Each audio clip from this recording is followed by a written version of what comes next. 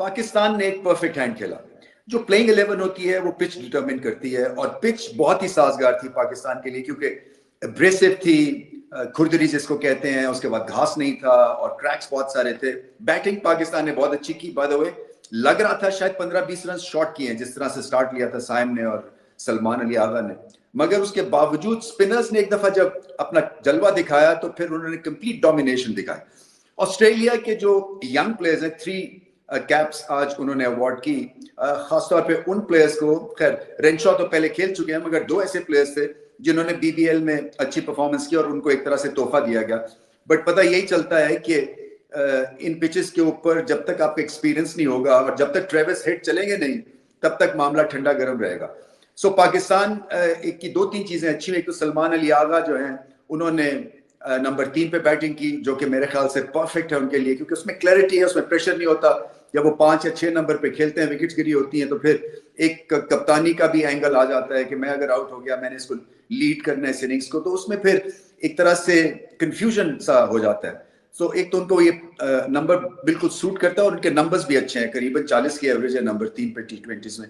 इसी तरह से साइम अयूब ने जिस अंदाज से शुरू किया वो बड़ा इंपॉर्टेंट था क्योंकि डर यही लग रहा था कि कहीं खौफजदा ना हो ऑस्ट्रेलिया से। 7 साल में मैच नहीं जीते थे T20 में, हालांकि 7 ही मैच खेले मगर फिर भी एक ज़हनी दबाव रहता है और ऑस्ट्रेलिया के अगेंस्ट एक मेंटल ब्लॉक भी है इस टीम का।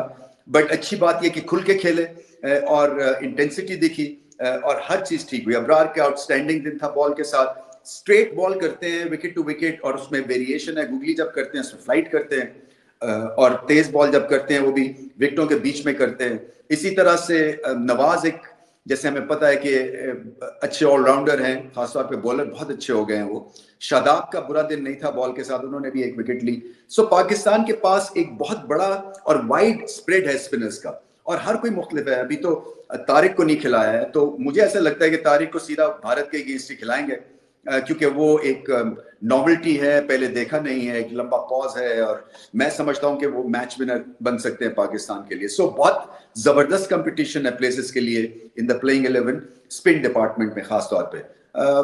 बाकी जो पाकिस्तान को करना यही है कि इसी तरह से मोमेंटम रखें क्योंकि ऑस्ट्रेलिया वापस आएगी। देखिए थोड़े से जेट लैग भी थे, थोड़ी सी कंडीशंस को सही तरह से भांपे नहीं, यंगस्टर्स भी खिलाए, सो बॉलिंग जो थी वो अफरा तफरी का शिकार हुई। पाकिस्तान का मिडिल ऑर्डर बहुत बेहतर होने की जरूरत है। देखिए जब आप 20-25 कर लेते हैं बाबर आजम, तो इम्प्रोवाइजेशन जो है वो उनकी गेम नहीं है। वो छक्के मार रहे थे प्रैक्टिस मैचेस में, बस वही एम करना था, मगर क्या है कि जैम्पा को एम कर रहे थे सारे बल्लेबाज, वो तेज हैं, वो 95-96 किलोमीटर पे बॉल करते हैं, सो उनको सीधी हिट मारना बड़ा मुश्किल है, हार्ड लेंथ पे वो बॉल करते हैं। सो वो गलत चॉइसेस दिखी खासतौर पे मिडिल ऑर्डर से, जिसकी वजह से प्रेशर क्रिएट हो गया और जितने रन्स करने थे वो किए नहीं पाकिस्तान ने। बट ओवरऑल जो है वो जीत से सारी चीजें आयरन आउट हो जाती हैं। देखिए करेंगे बट मुझे ऐसा लगता है कि सेकंड मैच इतना स्ट्रेट फॉरवर्ड ऑस्ट्रेलिया खेलने नहीं देगी क्योंकि ये बाउंस बैक करते हैं, अपनी गलतियों से सीखते हैं और ये मुकाबला जो दूसरे वाला है वो टाइट होगा। बट बहुत ही साफ सुथरा हैंड खेला पाकिस्तान और एक तरह से साथ नहीं लगने दिया ऑस्ट्रेलिया को बैटिंग में।